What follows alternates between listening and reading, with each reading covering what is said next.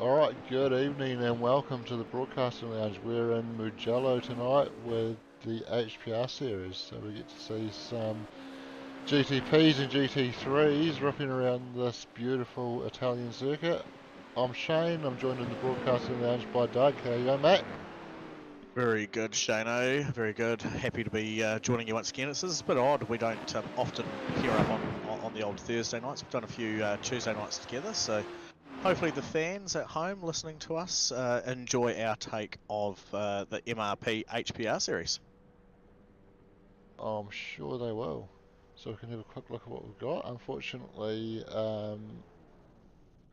SDK doesn't have a track map available for this track just yet, so that's sitting empty in that little circuit just there, but it is round 7 of the season and we're on the Grand Prix configuration at Mugello here, so a 5.19 kilometre circuit, and we're sitting at 280 metres above sea level with a 19 degree air temperature and 78 degree humidity. And I won't be able to get Doug to tell us any more about the weather because he doesn't have iRacing running on his end.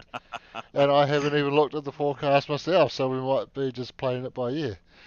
Well, I was privy to Sean helping load up the session for tonight, and because I'm having some significant iRacing dramas at my end, but I won't dive into that any further. But it did look like when we were setting it up, there was about a 20% chance of rain.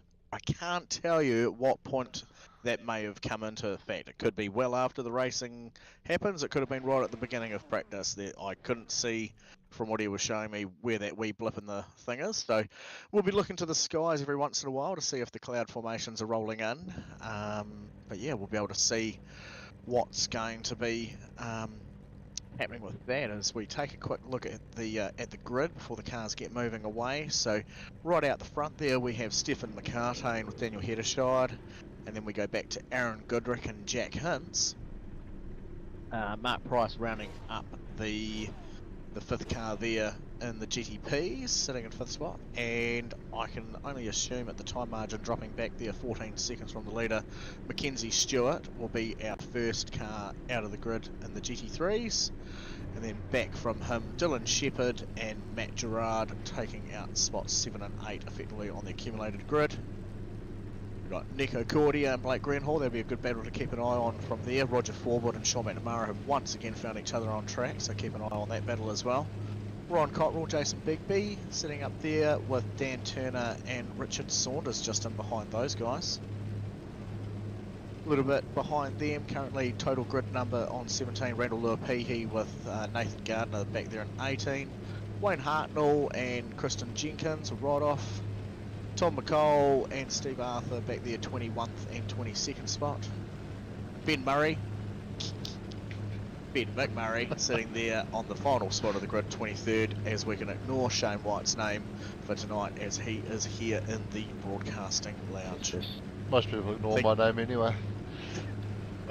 Big thank you to Racecrafts for being our race week sponsor, and yeah, if you're in the haps of going and finding some button boxes, custom one-offs and other bits and pieces, gizmos and gadgets, check out racecrafts.co.nz and see what they can do for you. And unfortunately Chris from Racecrafts hasn't joined the grid tonight. I did notice he was having some ping issues during qualifying, so during practice, sorry, so obviously deciding not to run due to having some connection issues. As they pull away for what will be a full formation lap, I guess Mugello doesn't have the short option available. And we should see approximately a 10-second gap back from these GTP cars to the GT3 field. So there they are, just slowly pulling away back there in the background there now. We're set for a 50-minute sprint race tonight here with these two different types of class cars. The GTPs have a 65% fuel load on board tonight as their total takeaway, and the GT3 cars have a maximum of 50%. So all while the drivers don't have to worry about a compulsory pit stop for any fuel or tyres, I would be strongly suggesting that they will have to come in and get something, or else find themselves probably not quite completing the race. So it'll be an interesting one to see where some cars come in as far as strategy goes, but I would say probably looking like the 25 to 30 minute marker. Once they get past that halfway, they will be looking at getting themselves in there for some gas and maybe a bit of a cheeky tyre swap on one side of the car just to help get a bit of extra grip. But we're missing a couple of names from the GTP field. I don't see Taylor Mitchell's name, and I don't see Jacob's name in there either. So another race that those guys haven't been able to get themselves geared up for. So it'll be interesting to see what the final points tally for them will be. There's one drop round for each of the driver at each of the different disciplines. So one being the endurance, one being the sprint racing format like we have tonight, the other one being the heat. So out of the total 12 races run, 4 at each different interval at discipline, they'll be losing one of each of those. So drops total take it down to 9 races that will have their highest points added to their championship total. So it's still anyone's game. We've seen some championships take a shake up right there towards the end where people have been leading it most of the way through, and some sneaky ones coming in through the back door at the last minute to claim some podiums. So it's anyone's guess still at the moment. It's round 7. We still have 5 races to go. We sure do, and unfortunately it will be a little bit tricky to keep abreast of the 2 different classes tonight, just given the fact that we don't have the ability tonight to separate classes due to the way the server's been loaded. So it's all going to be showing as the overall standings, which will make it a little bit tricky, but we will do our best to keep Hey, Shane, everybody can you at home clear in the loop. Scott's flag after the first lap, please? There we go. So we've actually got one other driver there who must not qualify, sitting at the back of that gridding there in the GTP car, possibly a Scott McKenzie, or unless it's Roger Forbett there in the Misfits entry GTP car at the back of that grid there behind Mark Price.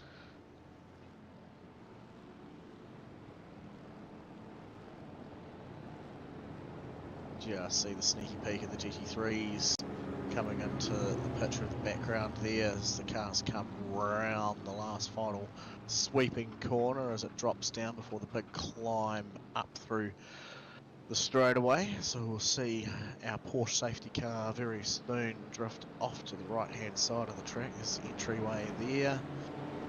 So it's on the leader to get underway once he sees that green flag drop. Oh, they're away now, so great takeaway there from Stefan McCartane out the front there as we watch Daniel Heddershire lock and load in behind him. Jack Hin's dialed in on that one as well. Got the early pass there, moving round through these very tricky first sections of corners. Stuart McKenzie there leading the GT3 class cars up into that same quick chicane. Mackenzie Stewart, sorry. I'm going to say Stuart McKenzie. You sure did. That's very backwards, my brain. And I said that battle there would be taking place between Blake Greenhall and Nico Cordia getting underway, and that's a very tap-napper Manara, while I'm saying names backwards. Oh, Sean there getting in alongside this battle. Be a good one to look from the inside of Rogy's car, or Ryan's car there, at how these cars are getting through this. Oh, first Blake's part. gone off. Oh, it's going to be a hairy rejoin through there. It's a very fast section of track. We'll be able to get back and have a look at that later on. Yeah. As we jump back to the front, and Jack Hunt's giving the old tyres a bit of a wiggle, maybe just not quite happy with the balance of the car coming through that first part of the lap, but Stefan McCartane there taking on first lap underway, done and dusted, and I'm not even going to try and read that time. I can't quite see that. It looks like a minute 31 or 7. That would be a 7. Okay. Don't worry, folks, that's not my eyes. It's just the quality that Shane's sharing to me. So I'll let him read out all the hard numbers tonight. And Mackenzie Stewart is going to lead the GT3s across the line with a 0.2 second gap between Dylan Shepherd and P2, so tight battles at the front of the GT3 class. Yes, and you see Dylan Shepherd's car there, his livery on that one. I can't quite remember the name of his team, but he is a teammate of Stefan McCartney there, so if he were to bring himself into P1 and finish the race, it could be golden trophies all round for that team garage afterwards. Oh, and there he Mackenzie goes. getting that yellow sausage all wrong and pretty much ejecting himself up there into space. Matt Gerard very quick to capitalise and move up into second spot. It's good to see. Hopefully he can have a bit more of a successful night tonight after a wee bit of a poor takeaway on his last outing in the V8s on Tuesday night. Team West Racing, Rodolph Jenkins there, sitting back in the total position 20. He's got the nice chromed out livery on his Mercedes there. And he's got Thomas McCall, teammate, sitting just on the back of his rear bumper as we have some mega chaos happening up there in front. Once again, Blake Greenhall involved and a couple of other boys who Shane will be able to let us know shortly when we have a look back at the replay as to how that unfolded. Yeah, so it looks like Richard Saunders and Wayne Hartnell are also involved in that. We will go back shortly and review the early incidents. Mackenzie Stewart looks like he's just found his way around Matthew Gerard as well to move back into second, so he's going to have eyes forward, looking ahead to try and challenge back to Dylan Shepherd and see if he can get back to the lead of the GT3 class. Won't be an easy task for him to do that either, because they were pretty well matched on timing, so it'll certainly take a mistake from Dylan to let that margin fall down. Contact there, Ryan Cotterill dropping back. Tight battles right through that section of the GT3 class, and unfortunately Ryan Cotterill coming off, I guess, third best in what was a three-way battle there, and Ben on the McMurray regional, nearly walking into the side of him. yeah, very tight there, but both guys doing a great job to give each other just enough room. Meanwhile, these battles are still going on. Jason Bigby side by side with Dan Turner. It's faster here too. And Randall Liverpool, he's been able to capitalise and find his way around Dan as well. Make a quick uphill climb. Someone else has managed to rattle off some sand from the corner of the track. They're going to make it very difficult for themselves, dragging all this dirt onto the track. You can see bits and pieces of dust getting kicked up from the racing line there from these three as they come through, but diving down into some of these braking points, guys are going to be hitting pile loads of gravel from people going through there and doing their best to shovel them onto the track.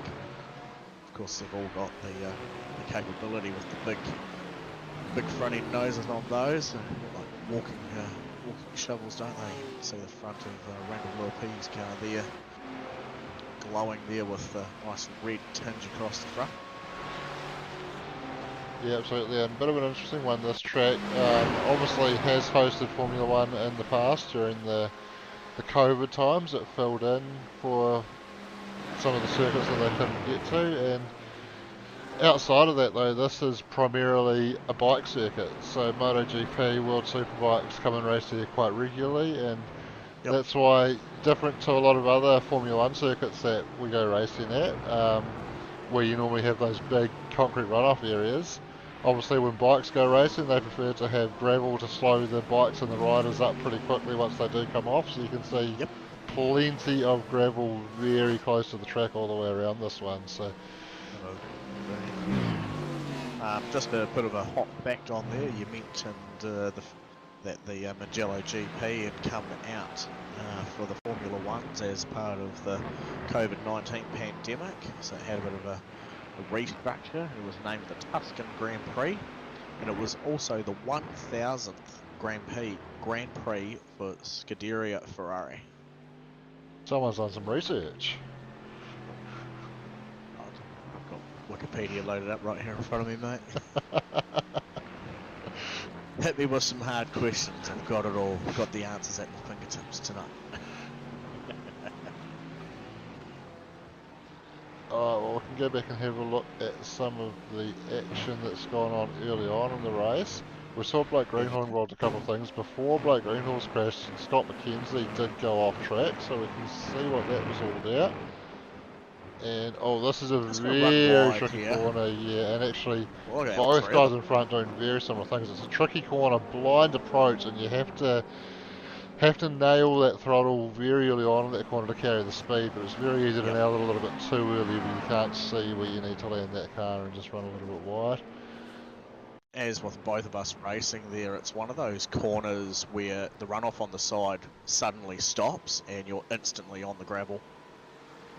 So this was Blake Greenhall's first off-track extrusion, and didn't be able to keep it pointed forward.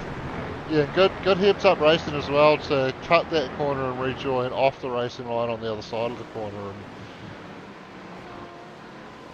pretty smart stuff there. So limited the damage well from that. Unfortunately, though, later on he was caught up in this incident.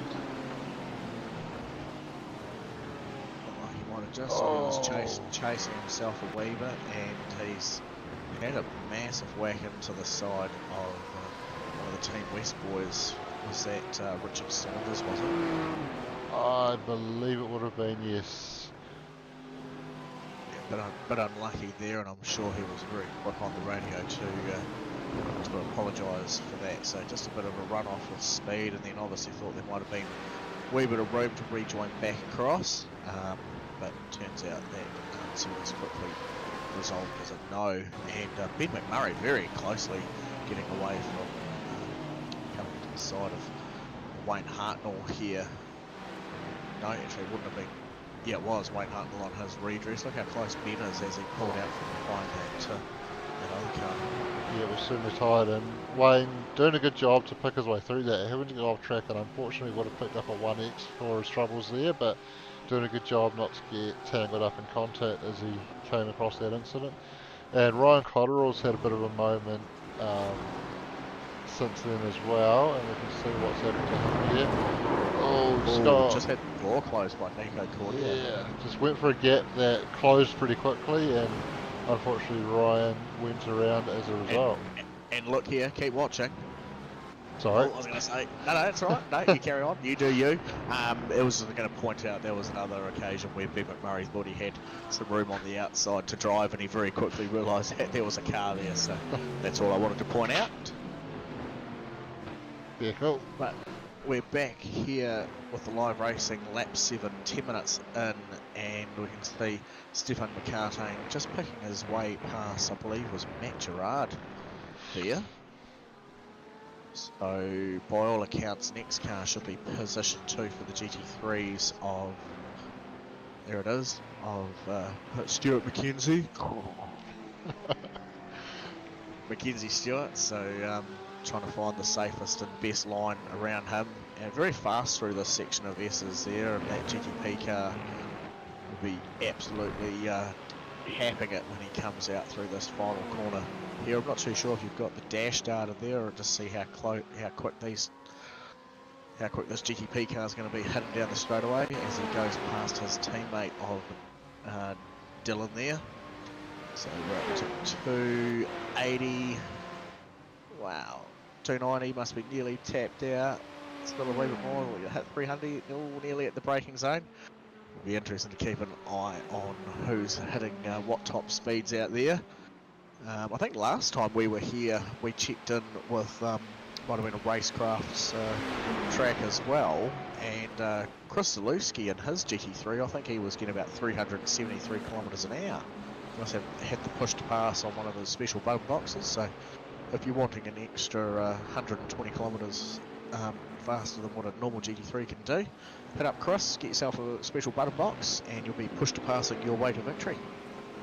Yeah, I'm not sure if you caught it there as I clicked on Daniel Hedgeside's name there, Doug, but he was over that 300 mark in the draft before he had to back out, or he was going to run into the back of the GT3 car in front of him. Oh, there we go. Well, give us some top speed data there rather than an interval tower for a second.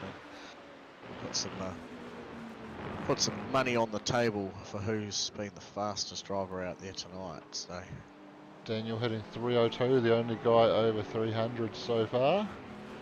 there you go.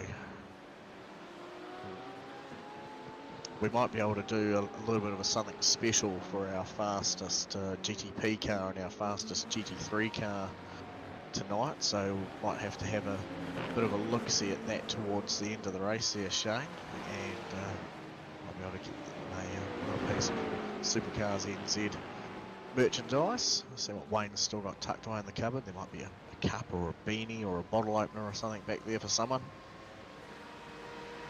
Might well be. On the games there, ignore the up 20 for Scott McKenzie, so he, I don't think, got a qualifying lap in, lined up behind the GT3s, but was allowed to move around all the GT3s at the start of the race to start with the GTPs.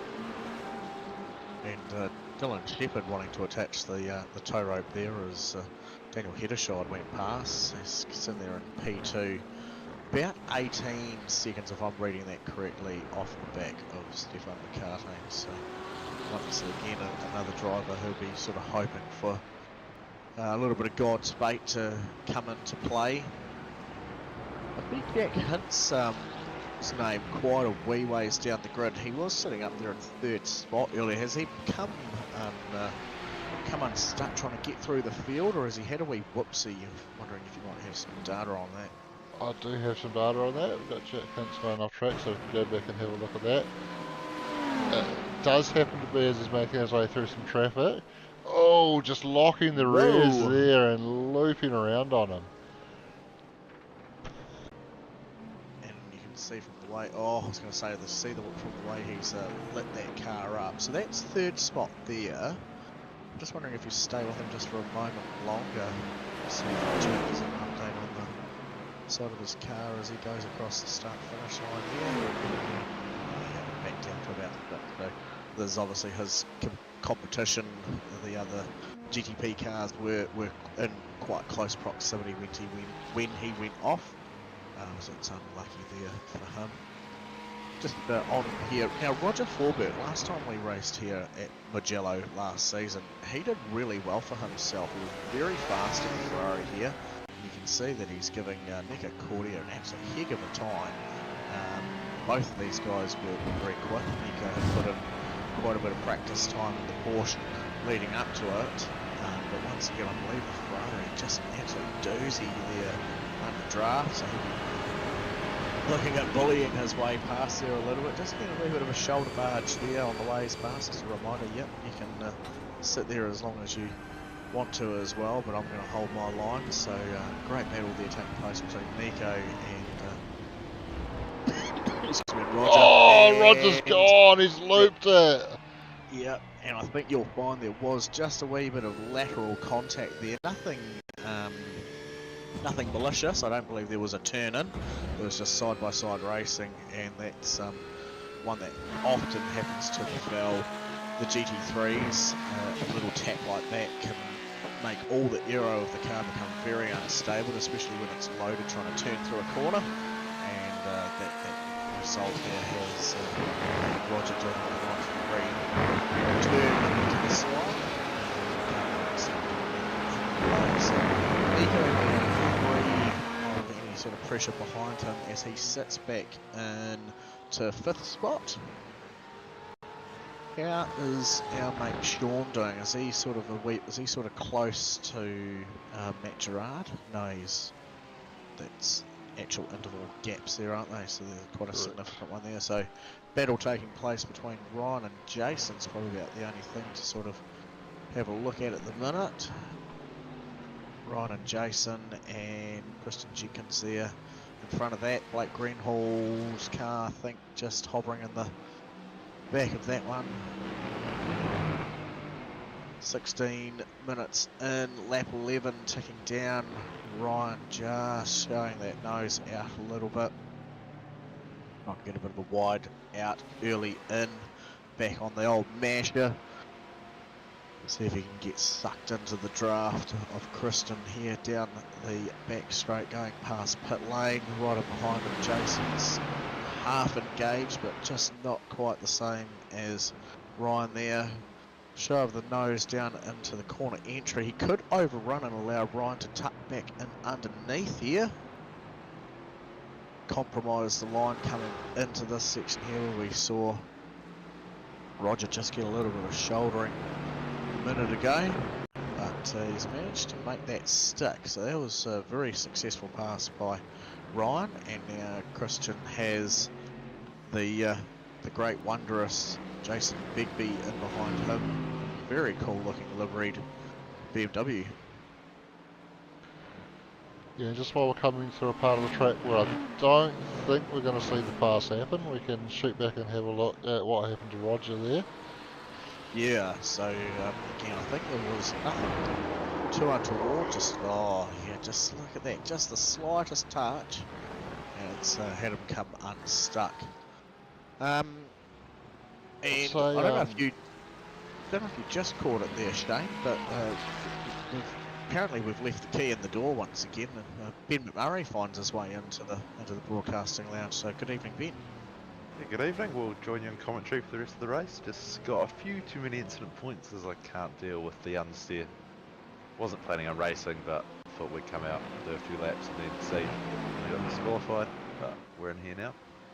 There we go. So rough night for Ben, but yeah, great bit of battle. We've just tuned into Blake Grenhall on his recovery drive as we watch Stephen McCartane manage to peel his way through that pack.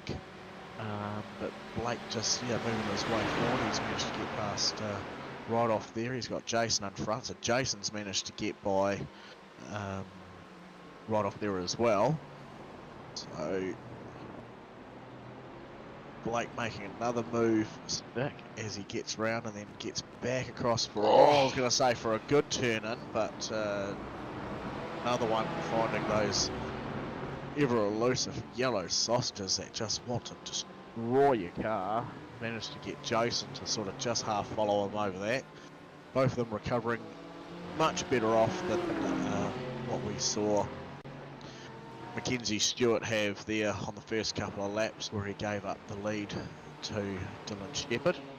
But I can see that gap between Dylan and Mackenzie seems to be closing in as well there, Shane.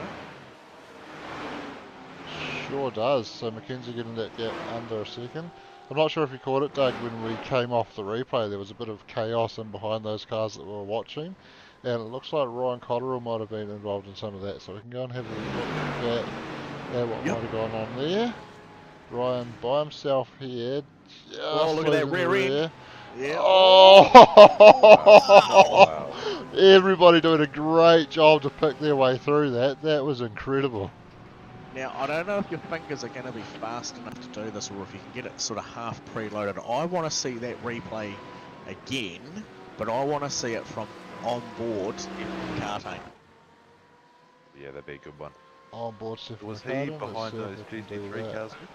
He was, yeah, he was the one just in behind, I believe, Jason, who was following Blake at that point, so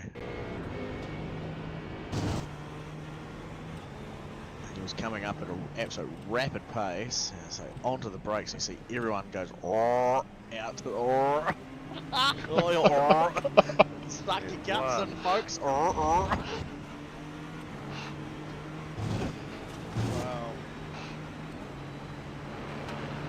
Very And, tight cockpit in there.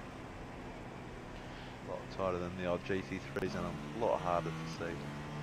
The only downside of having a tight, I was going to say, Ben, the only downside of having a tight cockpit like that is if you had someone like me or Shane in there with our level of flatulence, there'd be a significant smoke screen in there, would be unable to see through.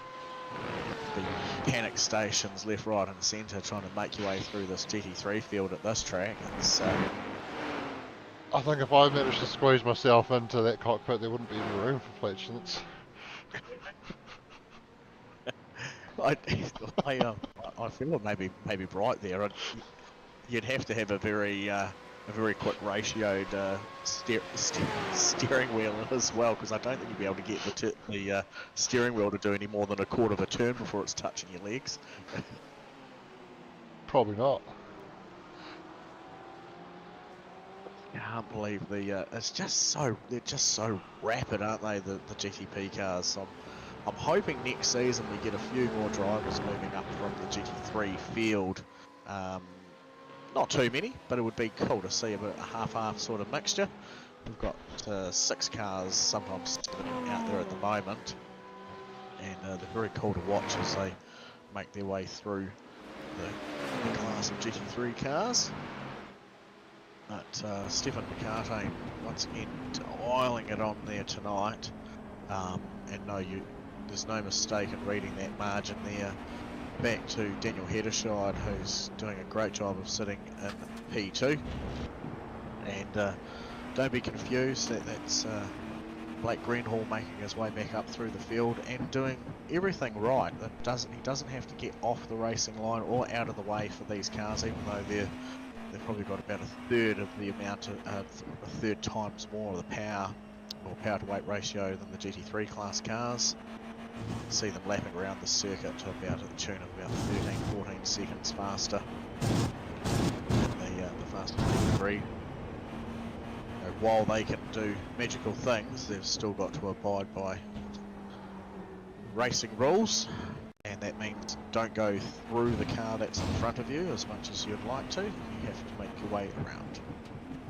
Absolutely, and I jumped on board with Daniel as he was making his way through these GT3 cars, just to give a good illustration of how tricky it is around this track, where there's a lot of almost continuous turning, left, right, some long sweeping corners as well, and not a huge amount of straights until you get back around to this main straight here, so it can be very tricky to find your opportunity to pick your way around safely, but Daniel's doing a pretty good job of it at the moment.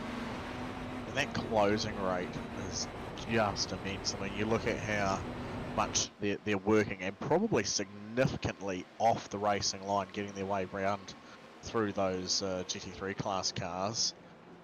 But once they have the ability to open up that tab... Oh, we've missed it! Almost straight away. Oh, we have two. So, Mackenzie Stewart, for all the name picking I've said to him tonight, Stewart's done a great job to get past Shepherd.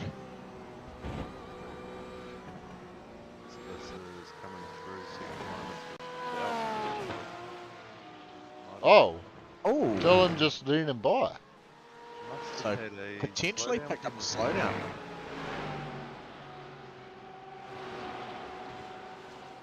Just looking to go back It'd be through probably be too hard to pick that up, because I don't know if it'll show as an off track for Dylan there, but he could have avoided hitting one of those yellow sausage curbs by committing to a little bit more of a tighter line, turning in. Had a bit of a wiggle and straightened up and just shortcutted a section of the track as we see him coming round that final corner, giving the old sand a bit of a clip and taste there. Now, someone who may have a wee bit more knowledge on what's going to be happening through the racing this evening is Ben here with us at the moment. Did you hear anything from the weather gods while you were out there about any potential rain or change of weather that may unstucky the drivers? We are in Italy, so I'm pretty sure it'll be dry, but it's not unheard of. The weather was predicted to be 1% chance of rain at 10 o'clock. That would be as we're nearing the end of the race. Yeah. But yeah, it was 37% at the start of the race, and then getting drier and drier. So it must have had some little bit of rain maybe last night, because there was, during the setting up of the race, so there was about a 20% chance of rainfall, but we couldn't see where that was on the timing of the day, so I just wondered whether that might have creeped in unnoticed. Well, not so much as unnoticed as soon as you see the windscreen wipers on and the spray getting kicked up off the back of the car, it's pretty damn noticeable. certainly for the drivers, I think a lot of them will be happy. Yeah. Especially with how the fast sweepy corners get quite easy to, especially where right up the speed. Whoa! Mac are getting well out of the way. As we see Aaron Goodrick having a battle there with Mark Price. Got Mackenzie in behind that. So that's Mark Price there in third spot. So he's done a pretty good job of holding on to that one at the moment. While these guys are battling, we've got positions 1 and 2 of the GT3 field in the pit lane at the moment. Let's see if we can get a camera that we can actually see them on. Who's got the fastest pit crew here? Oh, yeah. Well, interesting. Dylan Shepherd going up on the Jackson doing tyres. Mackenzie Stewart staying down to just taking fuel. So he's only taken 2 by the look at the time of that stop, but still taking some gas. And jumping him in pit lane as well. This will be interesting to see how the remainder of the 23 or 22 minutes of racing is there to go as they fall back into what will probably be about positions 9 and 10 potentially there in the GT3 class. Looks like 6 and 7 in class.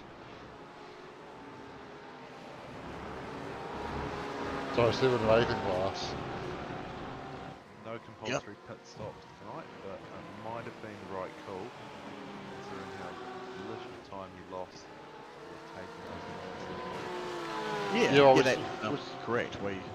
You go, Shana. We saw he was still taking fuel after he finished doing the tyres, so just based on the fuel he needed, taking the tyres that he took was no loss. If he did just do 2 tyres though, where he's going to be struggling a little bit at the moment is a little bit of imbalance in the car. If he's just done fronts, he'll have cold fronts and a lot of understeer. If he's just done rears, all the way around, he'll have oversteer with the cold rears. What if he's done diagonal tyres, Shane? Well, that's what I was about to say, is it has been suggested to me that a good method of doing 2 tyres is to diagonal your tyres. So do opposite corners, and that actually keeps relatively decent balance. And by doing the diagonal tyres, you obviously preferential that to the front hand corner being the one tyre that's been leaned on or used the most. And then doing the diagonal opposite. Is that the correct way of looking at it? If your front right tyre had been getting a bit of abuse, that you change that one out with your left rear. Yeah, would probably depend on the style of track, whether it's more of a front limited or a rear limited track. You'd do the loaded side on whichever end of the car is the limited end. Yep. And then match that with the opposite corner. It is still quite a tricky track to go though. It's still a clockwise track, but you do still have a lot of anti-clockwise turns mixed throughout, especially the double back sector. And if you were interpreting what Ben just said by holding up 2 right hands or 2 left hands and trying to work out which way round clockwise, anti-clockwise is, I'm sure Ben will explain to us in a minute what that means.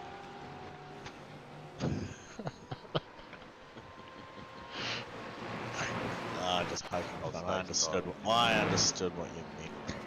Struggling enough, actually. All you need to do, mate, is you just grab that right hand, you make your finger and thumb look like a gun, and you turn it to the ceiling, you place it on your forehead. So we're seeing some pit stops going on in GTP, and Jack's just made a little bit of a mistake there where he was putting some pressure on Mark Price. Just allowed Mark off the hook, and Goodrick's also in pits as we speak, and he was in quite a tight battle with Mark before the pits. He is in there. Now we can see him. Oh, there he is. Can't see him on that one. Let's go back to that one. It's good we've got so many different cameramen ready to show us where the action is. Oh, there we go, even better. Oh, the choice. Aaron's sitting in there for quite a while. He's already been Yes. 40 seconds. I'd say he got done coming into pit lane a little bit too fast, maybe. You might be right. It's ticking over towards 50 seconds now. Most of what we're seeing is around the 20-second mark. So I would say if he takes off at around a minute, then that's probably exactly what's happened to him. 3, 2, 1. And there he goes, right on a minute and 1 second. How's that for not having any data in front of me? Countdown. Boom. Man, tell us you watch too much racing without telling us you watch too much racing, eh? I actually really want to know how you did that, Doug. It's just me. I'm good. I'm just that good. Go Ben, tell us some stuff. What's happening out Right, there? we might get rolling with some fun facts while we're in the pit stop phase. So we're at. Oh, we've already done that. Oh, we've done it. Not needed then. Don't think I'm useful. No, you go for it. Just don't mention anything about Ferrari and their 1000s and the fact that the A1 GP had their first race there when they started up. You sure about that? It was developed in 1973 with a need for roads, an actual dedicated track after the government roads were on 5.2 kilometre 15-turn circuit, and it is owned by Ferrari. I didn't mention that it's the 1000th race Ferrari. We're not going to mention that bit. I was wrong. They're very, as you can tell, with a very fast sweeping corners Moto GP one. And yeah, that's about it. It does hail the 12 hours of Mugello, and yeah, and beautiful Tuscany. You can see the surrounding hills in the virtual background. Yeah, no, I was a little bit wrong. I'd only read half of that sentence. So what I was supposed to say was that the A1 GP Series from 2008-2009 was originally planned to be held at Mugello on the 21st of September 2008. However, the race was cancelled due to delay in the building of the new chassis for the new race cars. I was going to say, I'm sure I remembered the first A1 GP race being at Brands Hatch. And a quick look on Wikipedia confirms that it was at Brands Hatch. Yes, folks, he manages to drive cameras and drive nails into the back of their back at the same time. Well, actually, I wasn't driving cameras while I was looking at that, so I should probably get back to doing that. Oh, teammates have found themselves again, and any good teammate would have stayed in behind his fellow brethren there and tried to give him the old nudge down the front straight, get that extra 7 kilometres an hour needed to try and escape the clutches of Mackenzie Stewart there in P2. Both cars still looking pretty balanced. Can you imagine the bump draft from GTP on a GT3? In the rules against it. There's not. It'd probably be pretty hard to hold on to it as the GT3 receiving the bump, though. Well, the reason I say it is because when I tuned in last week for our HPR series by MRP, I was quite surprised to see the fact that Stefan was doing exactly that, was giving Dylan the old shove round there at Long Beach down the front straightaway, which isn't very straight to be fair. As we have a quick look here at Nathan Gardner, and that was a tyre smoke we could see, and we just saw him on the inside as those cars were coming through. It's often been said that no, sorry mate, you go. Be very careful not throwing his teammates down, but you carry on. I was just going to say, yeah, it was Nathan Gardner, the teammate there for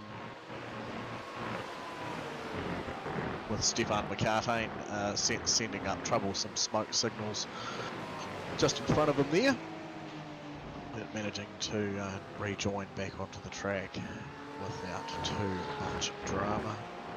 Aaron Goodrick, Stuart McKenzie, Jack Hintz, they've all got some pretty tight battles taking place there. Again, I think Jack's just ever so close now to the back of Mark Price, and that's so that's closing in. So that's pretty good recovery so far, but I wonder if Mark and the others have taken their pit stops. Jack hasn't. That would be a bit of data I'd be interested to see who's left to pit.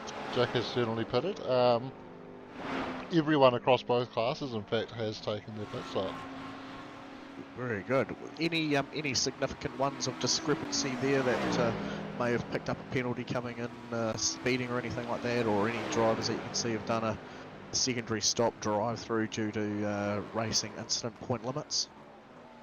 So we saw Aaron's long pit stop. In fact, there's a Whoa, GT3 again? around. We can, Same again. yeah, it's Nathan again. So we'll go back and have a look at that in a moment. But we can also bring up pit times on the leaderboard. So you can see Scott McKenzie having a slightly longer pit stop than even Aaron Goodrick. So he, I believe, would have also picked up that similar penalty. Seeing Jason Bigby down there with a 56-second pit stop, so perhaps also a penalty, but a slightly quicker stop overall. Yeah, I'd say 40 seconds plus a 16-second stop, so probably around that. There is a couple other cars there on 16, so that would be the only logical one. So yeah, looking like there's been at least 4 cars hit with the potential feeding in there to pit lane. And Steve Arthur also shown as 1 minute and 2 seconds. And in case you're wondering, Ben McMurray, that's not 16 seconds 43. That is 16 minutes and 43 seconds. Oh, yeah. Didn't know that. Just in case if you were looking. I think I've pulled out of the race, so it will stay there. Well, we've got our longest pit stop time for tonight as well versus our quickest. So anyone tuning in at home, Ben's good for the long game.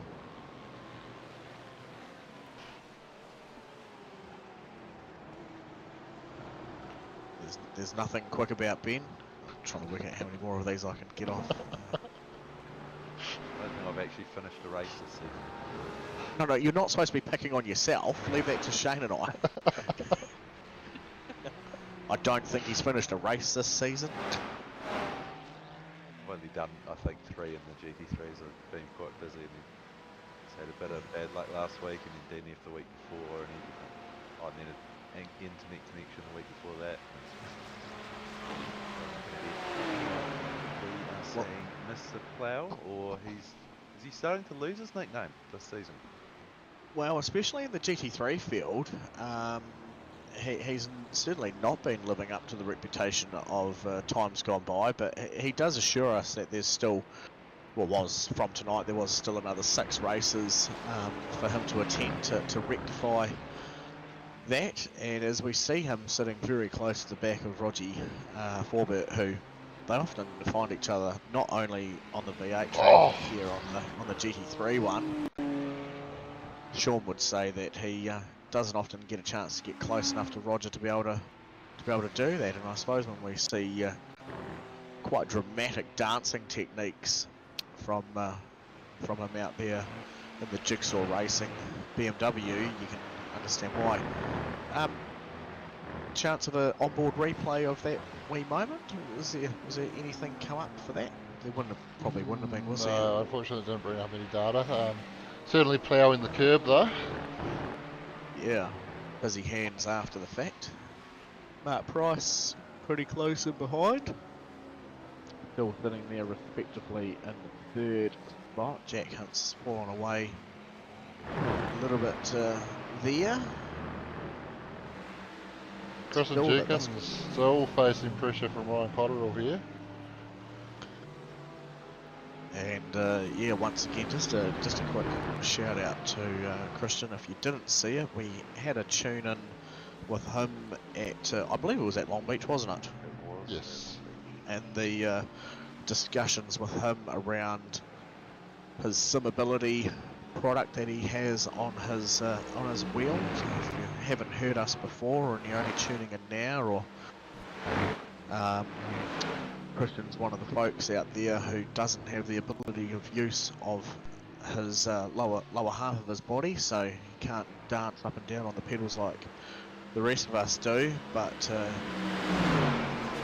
some would say he's had a couple of ex-girlfriends say that he does great finger work, and he puts it all down to SimAbility's racing product, where he has finger-controlled throttle, brake, and other gizmos and gadgets attached to the steering wheel there. So have a look at last week's stream from the broadcasting lounge, thanks to Napa, as we touch base with Christian Jenkins about halfway through, talking about his SimAbility product on his wheel and his amazing finger work.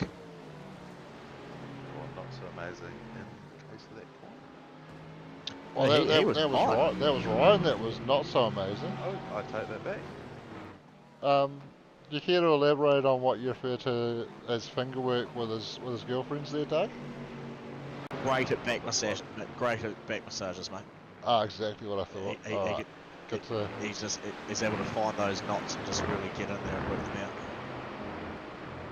Great stuff. Certainly not alluding to anything else.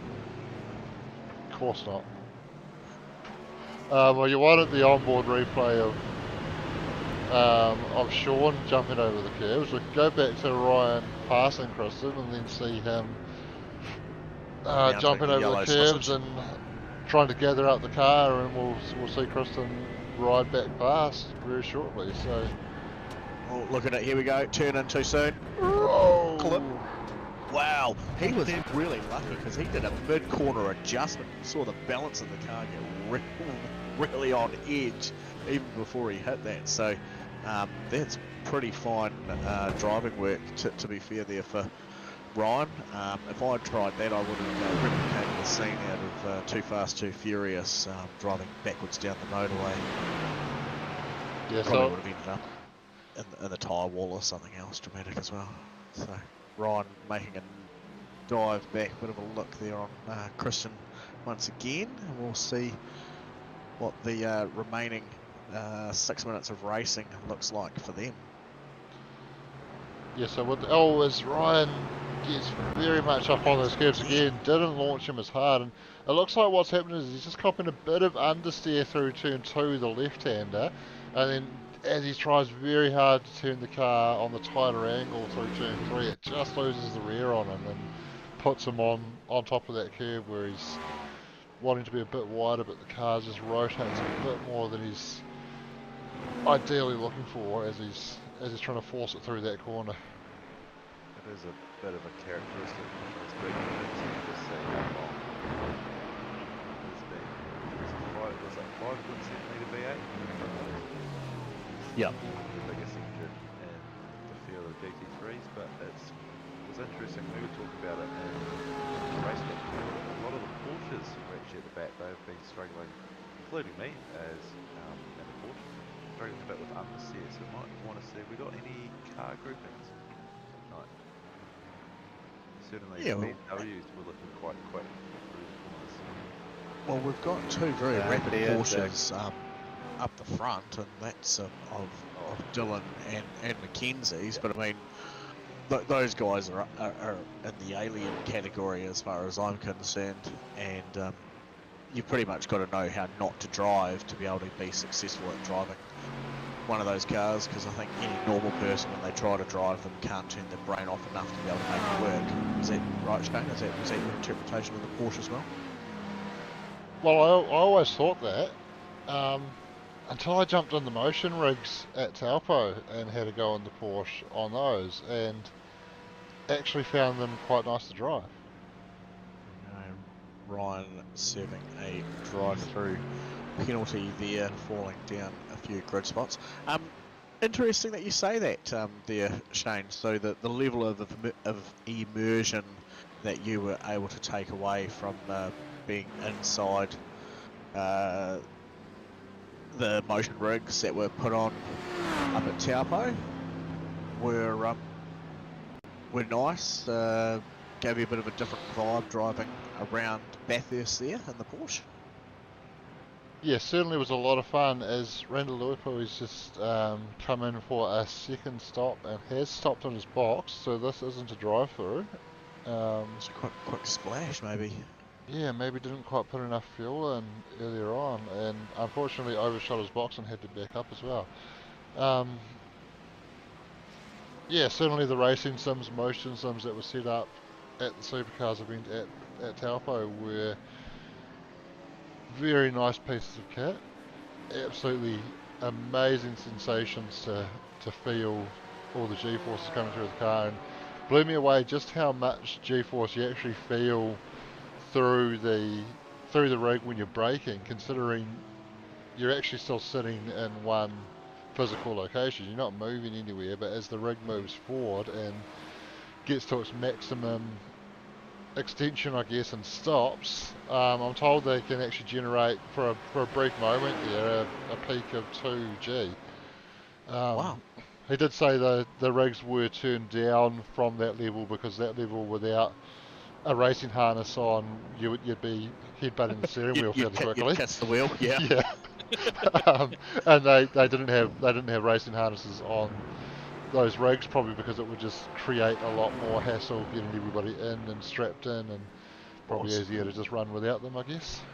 Added a bit of time on, and constantly adjusting those would be a bit of a drama. But for the average user or avid enthusiast, Sorry, Nico, lost the as far as sim racing goes, all good, mate. personal use at home, it'd be just like having your own race car, set and forget once you've done it. And we've got a few boys in the league that run motion rigs, and Leith's one of those. I believe Steve Darren is another one. Brett O'Keefe uses them, and all of those guys generally wear by it once you've sort of in and on them and using them religiously. There's certainly no takeaway moving back away from them. They find it quite hard to drive if they ever have an issue with the system not playing correctly. I think he managed to keep that off the wall, but how about that?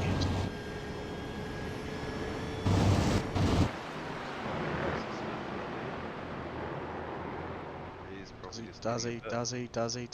Oh no, he did not at all. I made a bad call on the wall. I was going to say, straight back out onto the track, that'd be interesting, Tomo.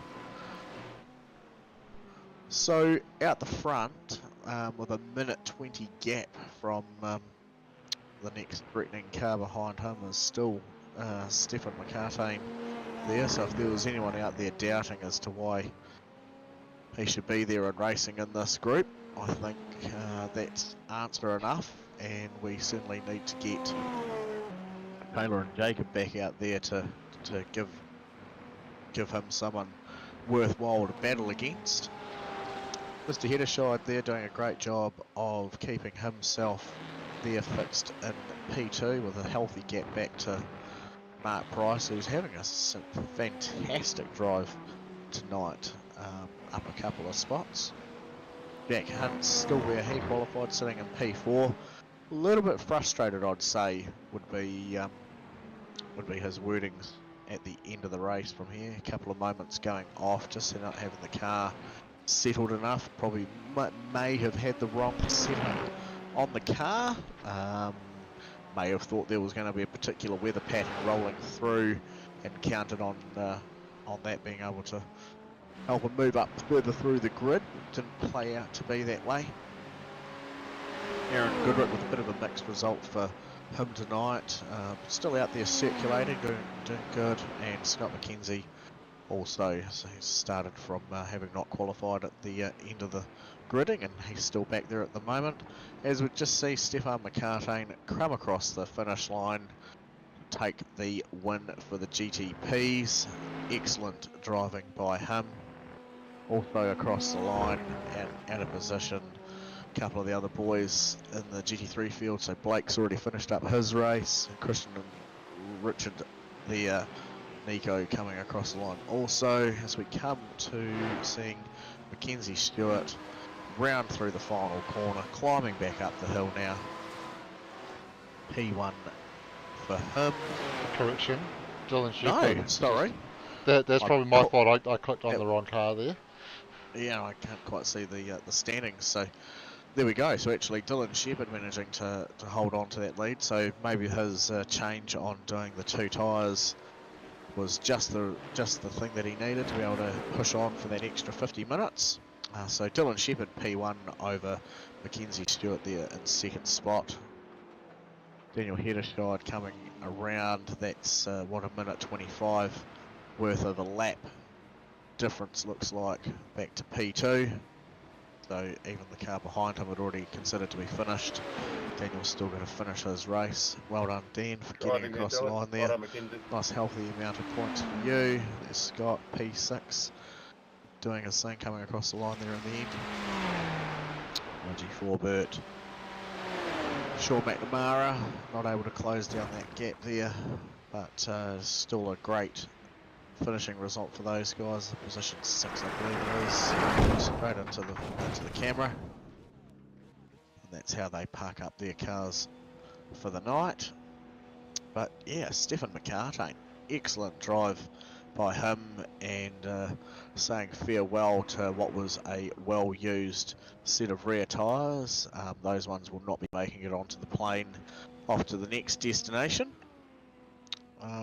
Speaking of next destinations, we're off next week with the MRP HPR Series to one of my favourite tracks.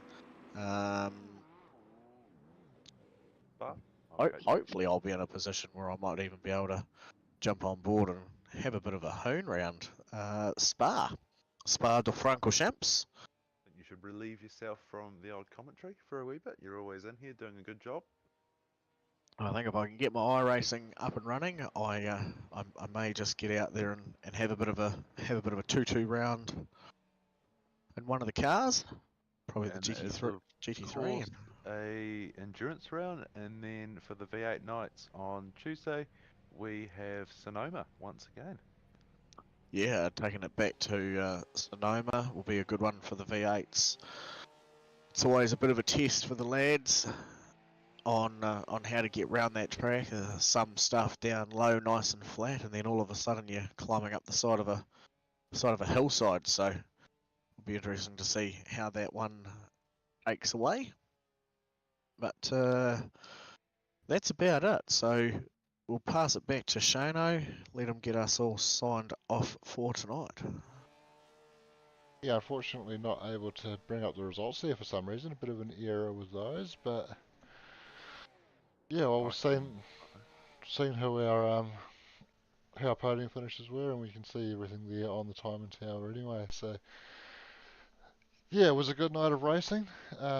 Absolute domination from Stefan McCartan, but we saw some battles down in the GTP field, and we also saw battles throughout the GT3 field. So great to see some awesome racing, and congratulations to Stefan on the win, and to Dylan Shepherd for winning the GT3 class. And that makes it a, like I said at the beginning of the race, double gold for those teammates there.